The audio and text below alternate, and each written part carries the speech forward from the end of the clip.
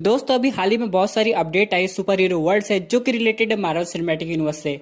अब यहाँ पे स्पाइडरमैन 3 कुछ समय के लिए और आगे बढ़ गई है। ऑफिशियल मार्वल सिनेमैटिक यूनिवर्स की फेज 5 फिर से रिवाइज हो गई है और साथ ही साथ यहाँ पे doctor strange multiverse of madness में कुछ नया ऐड होने वाला है। साथ ही साथ थॉर लव एंड थंडर में एक नया कैरेक्टर ऐड होने वाला है। इन सब के अलावा रूसो ब्रदर्स प्लानिंग कर रहे हैं फिर से मार्वल स्टूडियोज के साथ काम करने की, और जाहिर सी बात है जिस मूवी की लोग प्लानिंग कर रहे हैं वो होगी आने वाली मूवी एवेंजर्स 5 या फिर क्या एवेंजर्स 5 की बाद की मूवी जो की है एवेंजर्स सीक्रेट वॉर, जिसमें एक्स-मैन, फैंटास्टिक फोर और बाकी सारे लोग आके एक साथ हमें नजर आएंगे। तो दोस्तों कंप्लीट वीडियो स्टार्ट करने से पहले आप लोग वीडियो को कर दीजिए लाइक और कमेंट कीजिए अपने फेवरेट मूवी का नाम जो कि आप आने वाले मार्वल सिनेमैटिक यूनिवर्स के फेज 4 या फेज 5 में देखना चाहते हैं। साथ ही साथ जो लोग मेरे चैनल पर नए आए हैं वो हमारे चैनल को सब्सक्राइब करके हमारी कॉमिक बुक टॉक्स फैमिली का हिस्सा भी बन जाइए। तो दोस्तों सबसे पहले हम लोग बात करते हैं यहाँ पे स्पाइडरमैन 3 मूवी की। जैसे कि वेनम डिले हुई, मॉर्बियस डिले हुई, उसी तरह हमारी स्पाइडरमैन 3 मूवी भी डिले होकर नवंबर में आ गई है। आपको पता है ये मूवी पहले आने वाली थी 16 जुलाई 2021 में, लेकिन अभी शिफ्ट हो गई है नवंबर 2021 में, यानी इतना महीने आगे बढ़ गई। एक तो हम लोग सोच रहे थे कि चलो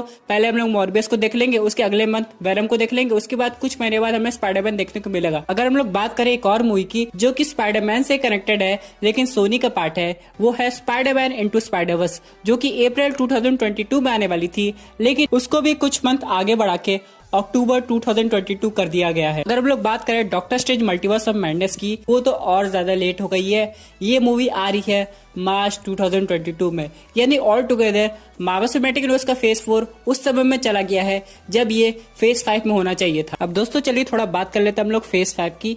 यहाँ पे ऑलमोस्ट 4 मूवी कंफर्म होती नजर आ रही है। सबसे पहले हम लोग बात करते हैं यहाँ पे ब्लेड की, जो कि ऑफिशियली अनाउंस हो गई थी मार्वल सिनेमैटिक यूनिवर्स के फेज 4 के अनाउंसमेंट के साथ। एक कंफ्यूजन और क्लियर होता नजर आ रहा है कि ब्लेड मूवी है कि टीवी सीरीज है। बहुत लोग को लग रहा था कि ब्लेड की टीवी सीरीज आएगी जो कि डिज्नी प्लस पर हमें दिखाई देगी। बाद में ब्लेड का कनेक्शन किसी तरह मॉर्बियस से बैठाया जाएगा, क्योंकि जब मॉर्बियस इंट्रोड्यूस हो रहा है तो उसको हंट करने के लिए ब्लेड को तो आना ही पड़ेगा, लेकिन अभी तक ऐसा कोई कनेक्शन बैठाया नहीं गया है और कनेक्शन तभी बैठेगा जब एक्चुअल में कोई मूवी रिलीज होगी। तो फाइनली हम लोग ब्लेड को मूवी के रूप में रखते हैं। उसके बाद अगली मूवी की बात करें तो वो है एंटमैन 3 मूवी। अब एंटमैन 3 मूवी इसलिए इंपॉर्टेंट है क्योंकि एंटमैन 3 से ही फैंटास्टिक फोर आएंगे, इसीलिए ये मूवी भी फेज 5 की स्लेट में ऑलमोस्ट कंफर्म है। अगली कंफर्म मूवी की बात करें तो वो है guardians of the Galaxy volume 3। इस मूवी को कोई कैसे काट सकता है भला, बताइए आप लोग भी। और इस मूवी की रिक्वायरमेंट तो थॉर लव एंड थंडर से पहले होने वाली थी। साथ ही साथ इस मूवी का कनेक्शन इसलिए भी ज्यादा इंपॉर्टेंट है क्योंकि इस मूवी से और भी कई सोल्यूशंस बीइंग रिवील्ड होंगे। For example ego the living planet जो कि स्टार लॉर्ड का फादर था, वो तो एक पर्टिकुलर एग्जांपल था,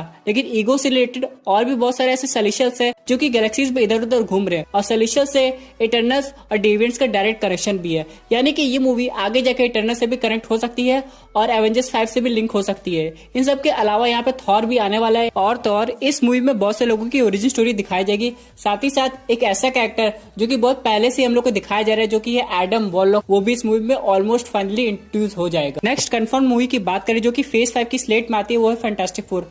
फैंटास्टिक फोर मूवी का हिंट केविन फेगी फेज 4 के समय दे रहे थे और कई बार उन्होंने एक्समैन का भी नाम लिया था और फैंटास्टिक फोर का भी नाम लिया था, लेकिन फैंटास्टिक फोर की हाइप इसलिए ज्यादा बढ़ गई थी क्योंकि इस मूवी से रिलेटेड बहुत सारे ऐसे कैरेक्टर्स हम लोग को मिलेंगे जो कि आगे जाके विलन के रूप में हमें दिखाई देंगे मार्वल सिनेमैटिक यूनिवर्स में। और यहाँ पे एक बात और कंफर्म हो रही थी कि जॉश व्हीडन जो कि एवेंजर्स को डायरेक्ट किए थे वो फैंटास्टिक फोर को डायरेक्ट करने के मूड में है, इसीलिए ऐसा लग रहा है कि इस मूवी पे बहुत जल्दी काम होने वाला है और ऑलमोस्ट हमें 2023 में ये मूवी नजर आ सकती है। और दोस्तों अगर हम लोग बात करें यहाँ पे Thor love and thunder movie की, तो वो अपने टाइम से एक हफ्ता पहले रिलीज हो रही है, यानी कि ये फेब में रिलीज हो रही है 2022 में। ये एक अच्छी खबर है, यानी कि इसकी टाइमलाइन खराब नहीं हो सकती है और बाकी मूवी को इसके हिसाब से समय मिल जाएगा। अब यहाँ पे doctor strange multiverse of madness थोड़ी डिले हो गई है, स्पाइडरमैन थोड़ी डिले हो गई है। अब यहाँ पे बहुत लोग कह रहे थे कि स्पाइडरमैन का कनेक्शन भी इस मूवी से होगा, इसलिए इसको डिले कर दिया के साथ साथ ताकि ऑडियंस को कंफ्यूजन ना हो। अगर लिंक होता है तभी ऐसी मूवी डिले होती है, क्योंकि बिना लिंक के मूवी डिले करने का कोई मतलब नहीं बनता है। ऊपर से ब्लैक विडो का आना नवंबर में ऑलमोस्ट कंफर्म है और इटर्नल्स जो कि आने वाली थी बहुत पहले ही, वो अब आ रही है फरवरी में 2021 में। अगर हम लोग बात करें ब्लैक पैंथर 2 की, तो वो आ रही है मई 2022 में।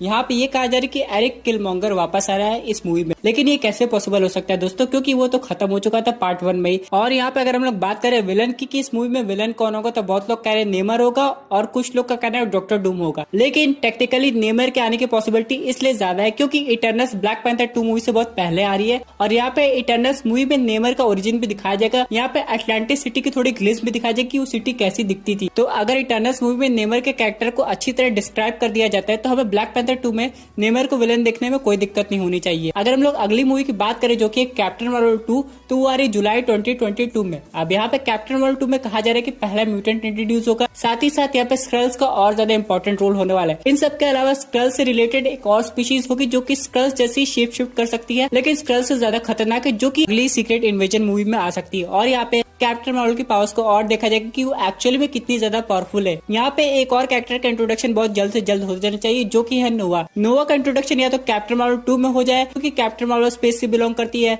या फिर guardians of the Galaxy volume 3 में हो जाए, ताकि नोवा भी एवेंजर्स मूवी में आके हमारे सुपर हीरो का साथ दे सके। चलिए दोस्तों, थोड़ी और बात करते हैं Thor love and thunder movie की। यहाँ पे एक नया कैरेक्टर इंट्रोड्यूस हो रहा है जो कि ऑलमोस्ट हेमडाल जैसा दिखेगा, और साथ ही साथ ये काफी इंटेलिजेंट, मैच्योर और फनी होगा। वैसे बहुत से लोग हेमडाल के कैरेक्टर को मिस कर रहे थे, क्योंकि थॉर रैग्नारॉक में हेमडाल ने काफी मेजर रोल प्ले किया था और एवेंजर्स इन्फिनिटी वॉर में थेनोस ने हेमडाल को मार दिया था। लेकिन इन सब के बावजूद यहाँ पे एसगार्ड फिर से बन रहा है, और यहाँ पे एसगार्ड को एक नए हेमडाल की जरूरत पड़ सकती है जो कि थॉर को सपोर्ट करे। इसलिए यहाँ पे कास्टिंग चल रही है एक हेमडाल जैसे ही आदमी की, जो कि इस मूवी में दिखाई देगा। लेकिन इसका रोल क्या है, इसकी पावर्स क्या है, ये अभी तक डिस्क्लोज नहीं हुई है। वैसे भी क्रिस हेम्सवर्थ ने कहा कि वो थॉर लव एंड थंडर की स्क्रिप्ट ऑलरेडी पूरी पढ़ चुके हैं, और ये स्क्रिप्ट सबसे ज्यादा अमेजिंग है, यानी कि इसकी स्टोरी लाइन थॉर रैग्नारॉक से भी ज्यादा अच्छी है। इसका मतलब ये हुआ कि ये मूवी सरप्राइजेस से भरी हुई होगी, और इस मूवी में ऐसे ऐसे नए कैरेक्टर्स आएंगे जो कि आगे जाके पुराने कैरेक्टर्स को सपोर्ट करेंगे। चलिए दोस्तों, बात करते हैं अगले अपडेट की, जो कि रिलेटेड है doctor strange multiverse of madness से। यहाँ पे ये कहा जा रहा है कि लेडी डेथ का इंट्रोडक्शन होने वाला है किसी और मल्टीवर्स पे, जिसे डॉक्टर स्ट्रेंज एक्सप्लोर करेंगे। लेडी डेथ के होने का मतलब ये कंफर्म हो जाता है कि उस मल्टीवर्स में थेनोस भी एग्जिस्ट करता होगा, जो कि यूनिवर्स को बैलेंस करने के लिए स्नैप कर रहा है, बल्कि लेडी डेथ को इम्प्रेस करने के लिए स्नैप करने वाला है। और ये थेनोस पहले वाले थेनोस से ज्यादा खतरनाक साबित होगा। और अगर इसकी story line the infinity gauntlet की स्टोरी लाइन से मैच करती होगी, तो यहाँ पे इन्फिनिटी स्टोन्स भी अलग अलग कैरेक्टर्स के पास होंगे। फॉर एग्जांपल, अगर यहाँ पे हम लोग पावर स्टोन की बात करें, तो यहाँ पे इन्फिनिटी गॉन्टलेट कॉमिक्स में एक कैरेक्टर था जिसका नाम था चैंपियन, उसके पास पावर स्टोन था। और इसी तरह ग्रैंड मास्टर के पास टाइम स्टोन था, और एडम वॉरलॉक के पास सोल स्टोन था, और बाकी स्टोन्स भी अलग अलग कैरेक्टर के पास थे। यानी कि ये story line Marvel cinematic universe की इन्फिनिटी स्टोरी लाइन से एकदम अलग होने वाली है। और अगर डॉक्टर स्ट्रेंज इस यूनिवर्स को एक्सप्लोर करते हैं तो ऑडियंस को देखने में बहुत ज्यादा मजा आएगा। इसके अलावा दोस्तों, जो रूसो ब्रदर्स वाली अपडेट है वो सबसे ज्यादा अमेजिंग है। बहुत से लोगों को लग रहा था कि एवेंजर्स इन्फिनिटी वॉर और एवेंजर्स एंड गेम को डायरेक्ट करने के बाद रूसो ब्रदर्स कभी भी कोई नई मार्वल मूवी नहीं डायरेक्ट करेंगे, लेकिन ऐसा होने नहीं वाला है, क्योंकि रूसो ब्रदर्स ऑलरेडी यहाँ पे मीडिया के सामने डिस्क्लोज कर दी है कि उनकी बात हमेशा मार्वल के एग्जीक्यूटिव से होती रहती है, और यहाँ पे बहुत सारे मार्वल प्रोजेक्ट को डिस्कस करते हैं कि किस पे काम किया जा सकता है। वैसे भी रूसो ब्रदर्स ने बहुत पहले एक इंटरव्यू में कहा था कि वो नेक्स्ट एवेंजर्स मूवी तभी डायरेक्ट करेंगे जब वो सीक्रेट वॉर पे बेस होगी, और सीक्रेट वॉर की स्टोरी लाइन उनकी फेवरेट स्टोरी लाइन है।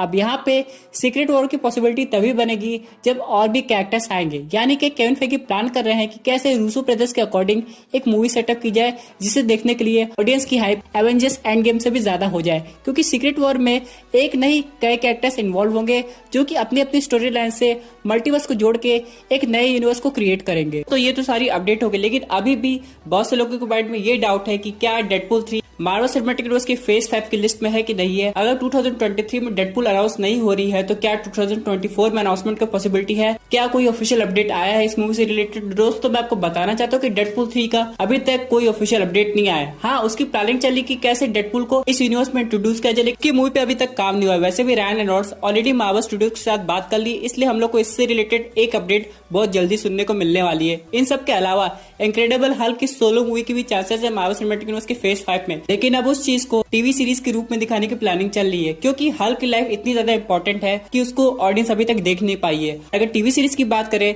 तो हल्क की लाइफ को काफी ज्यादा डिटेल में दिखाया जाएगा और शी हल्क से अच्छी तरह कनेक्ट भी कर दिया जाएगा। अगर हम लोग बात करें यहाँ पे एक्समैन की, तो एक्समैन की भी कोई सोलो फिल्म की अनाउंसमेंट नहीं हुई है। केविन फेगी ने जरूर हिंट दी है, लेकिन अभी तक मूवी का कोई नाम नहीं आया है। वैसे भी द न्यू म्यूटेंट्स जो कि फॉक्स की प्रॉपर्टी थी, वो अभी तक रिलीज नहीं हुई है और इसकी रिलीज डेट भी नहीं निकली है, इसलिए अभी भी एक्समैन की मूवी पे पे एक तरह से होल्ड लगा हुआ है। वैसे भी अगर हम लोग फेज 5 लिस्ट की बात करें तो ये सिर्फ 3-4 मूवी है जो कि ऑलमोस्ट कंफर्म होती नजर आ रही है। बाकी कुछ ऐसी अनटाइटल्ड डेट्स है जिसपे कोई मूवी नहीं आई है, यानी कि उन डेट्स पे कोई ऐसी मूवी आ सकती है जिससे हम लोग ने पहले कभी नहीं सुना है। फॉर एग्जाम्पल अगर हम लोग बात करें एवेंजर्स मूवी की, तो एवेंजर्स मूवी आनी तो कंफर्म है, लेकिन वो मूवी किस थीम पे बेस होगी, उसका टाइटल क्या होगा, वो अभी तक रिवील नहीं हुआ है। दोस्तों ये थी अमेजिंग अपडेट जो कि रिलेटेड थी मार्वल सिनेमैटिक यूनिवर्स के फेज 4 और फेज 5 की रिवाइज स्लेट से रिलेटेड। आई होप आपको ये वीडियो पसंद आई होगी। वैसे आपके क्या व्यूज है इस पर्टिकुलर टॉपिक पे, अपने व्यूज जरूर कमेंट कीजिएगा। और दोस्तों अगर आप ऐसी unique super hero content enjoy करना चाहते हैं तो हमारे चैनल को सब्सक्राइब करके हमारी सुपर हीरो फैमिली का हिस्सा बन जाइएगा। Thank you for watching.